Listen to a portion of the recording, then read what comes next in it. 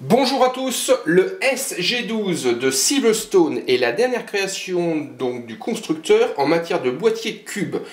Il est annoncé à un tarif de 85,60 € hors taxe et sa fiche technique annonce une certaine générosité au niveau de l'architecture puisqu'on va avoir énormément d'emplacements pour des unités de stockage mais également la prise en charge de cartes graphiques longues. Le boîtier bénéficie d'une finition travaillée où on va retrouver donc de l'aluminium brossé en façade, une poignée de transport mais également une rampe à l'intérieur au niveau architectural. On va voir ça en détail. Donc présentation de ce SG12 de Silverstone.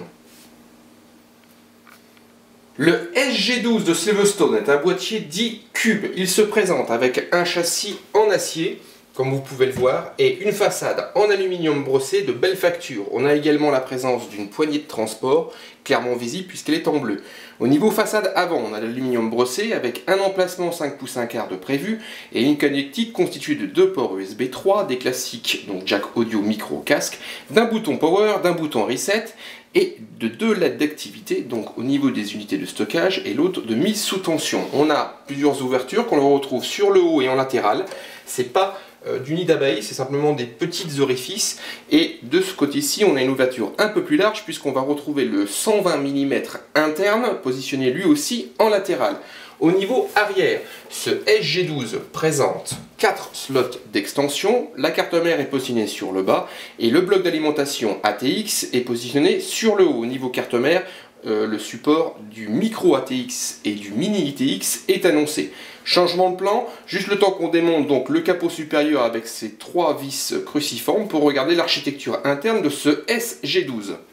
Nous voici donc devant ce SG12 déshabillé de son capot supérieur. Silverstone a choisi donc une architecture organisée autour de 3 modules, ce qui permet d'offrir au total 9 remplacements pour des SSD 2,5 pouces, 3 emplacements pour des disques durs 3,5 pouces ou encore un emplacement pour un lecteur optique 5,25 pouces.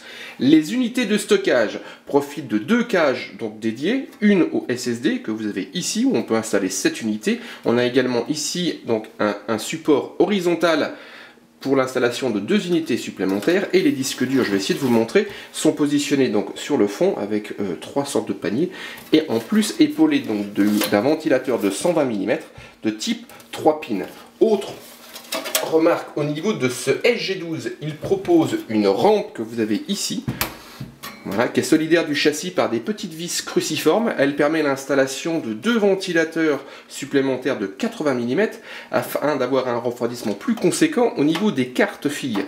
À ce sujet, la carte graphique bénéficie de 36 cm, donc il y a de quoi faire, tandis qu'il y a une restriction au niveau de la hauteur du ventirad, puisque la carte mère va se positionner à ce niveau et on aura le bloc d'alimentation par-dessus. Et il se situe juste en face du processeur. Donc la hauteur maximale pour le système de son refroidissement, donc le ventirad, est de 82 mm.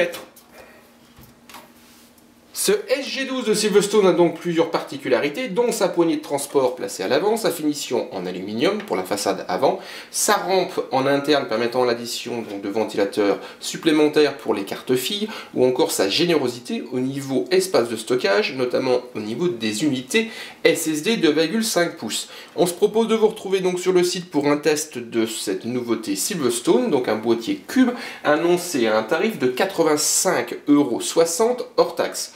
Donc rendez-vous sur Jimfo pour un test de ce SG12 signé Silverstone.